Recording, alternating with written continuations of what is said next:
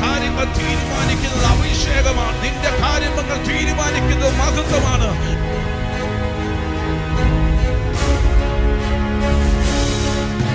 മഹത്വം നിന്റെ തലമുറയ്ക്കും, മഹത്വം നിന്റെ വീടിനകത്തും, മഹത്വം നിന്റെ ശുശ്രൂഷയിൽ ചലിക്കാൻ തുടങ്ങിയ ചരിത്രം തിരിയും.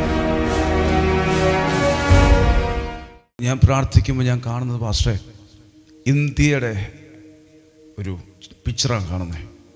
അത് ഡ്രോയിങ് ചെയ്തതല്ല, അല്ലാതെ ഈ വെട്ടിയെടുത്ത് വെച്ചേക്കുന്ന പോലെ സംഭവം ഞാൻ കാണുന്നത്. തീ പിടിക്കുന്നത്, ഇന്ത്യക്ക് തീ പിടിക്കുക. ഇത് കാണാൻ പോവാ. ഇപ്പൊ കേൾക്കുന്ന ന്യൂസുകൾ വേറെയാ. കോടഞ്ഞകളാണ്, കോടഞ്ഞകള്. ഇന്ത്യയിൽ ഉണർവുണ്ടാകാൻ പോകുന്നു. ഇന്ത്യയിൽ ആളിക്കത്തുന്ന ഉണർവുണ്ടാകാൻ പോകുന്നു. ഇന്ത്യ രാജ്യത്തിന് തീ പിടിക്കാൻ പോകുന്നു. ഇന്ത്യ രാജ്യം ആത്മാവിൽ കുതിക്കാൻ പോകുന്നു. ഇന്ത്യ ലോക ചരിത്രത്തിൽ ഇടം പിടിക്കുന്ന വിധത്തിൽ അതിന്റെ അകത്ത് ഒന്ന് നീയായി മാറാൻ, അതിന്റെ അകത്ത് നിന്റെ സഭയും ആ ഉണർവിന്റെ ഭാഗമായി മാറാൻ, അതിന്റെ അകത്ത് നിന്റെ തലമുറയും ജയത്തിന്റെ കൊടി പിടിക്കുന്നത് കാണാൻ.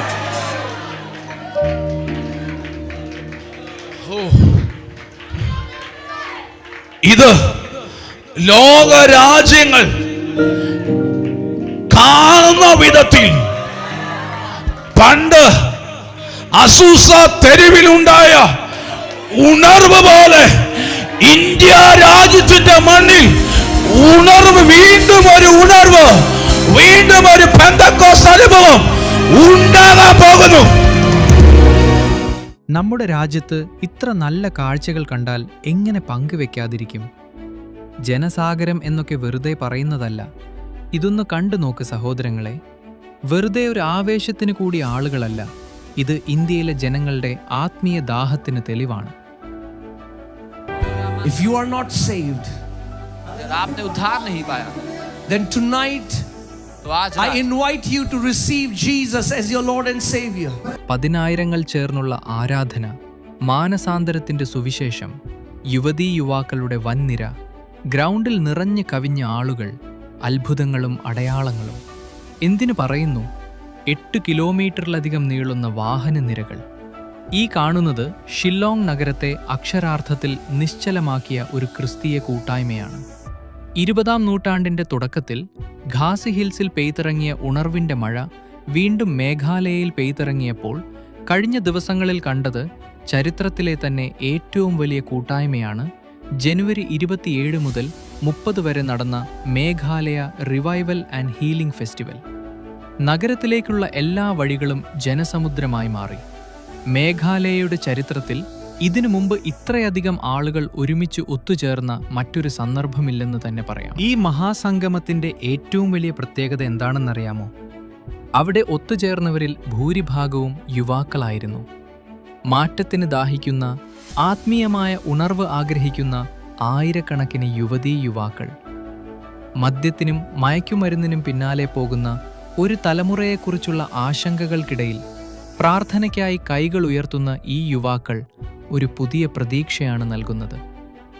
ഈ മീറ്റിംഗിൽ ദൈവവചനത്തിനും രോഗശാന്തിക്കും ആത്മീയ ശാന്തിക്കുമായി വിവിധ വിഭാഗങ്ങളിൽപ്പെട്ട ക്രൈസ്തവർ ഒരേ മനസ്സോടെ ഒഴുകിയെത്തി. വിശ്വാസികൾക്കിടയിലെ ഐക്യത്തിന്റെ ഏറ്റവും വലിയ ഉദാഹരണമായി ഈ സംഗമം മാറി. പ്രമുഖ ദൈവദാസൻ പാസ്റ്റർ അങ്കീത് സജ്വാൻ ദൈവവചനം പ്രഘോഷിച്ച ഈ വേദികളിൽ അനേകം പേർ യേശുക്രിസ്തുവിനെ തങ്ങളുടെ രക്ഷകനായി സ്വീകരിച്ചു. രോഗസൗഖ്യവും വിടുതലും പ്രാപിച്ചു. മാരകമായ രോഗങ്ങളിൽ നിന്ന് സൗഖ്യം നേടിയവർ തങ്ങളുടെ സാക്ഷ്യങ്ങളുമായി വേദിയിലെത്തി. പ്രാർത്ഥനകളും ഗാനങ്ങളും കൊണ്ട് ഷില്ലോങ്ങിലെ മലനിരകൾ പ്രകമ്പനം കൊണ്ടു. ഇതൊരു തുടക്കം മാത്രമാണ്. രാജ്യം മുഴുവൻ പടരുന്ന ഒരു വലിയ മാറ്റത്തിന്റെ തുടക്കം. ഈ കാഴ്ചകൾ വെറുമൊരു അത്ഭുതമല്ല, മറിച്ച് നമ്മുടെ ദേശത്തിനു വേണ്ടിയുള്ള ദൈവത്തിന്റെ പദ്ധതിയുടെ വെളിപ്പെടുത്തലാണ്. മേഘാലയയിൽ നാം കണ്ട ഈ ഉണർവ് ഇന്ത്യയുടെ ഓരോ ഗ്രാമങ്ങളിലേക്കും നഗരങ്ങളിലേക്കും പടരേണ്ടതുണ്ട്.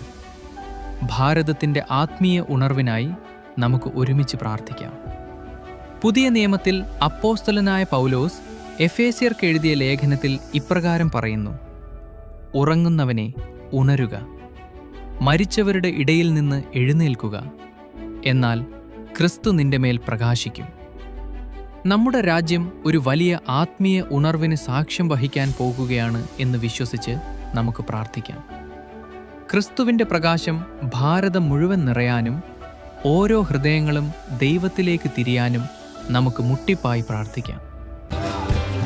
I want to tell you, we love you, Meghalaya.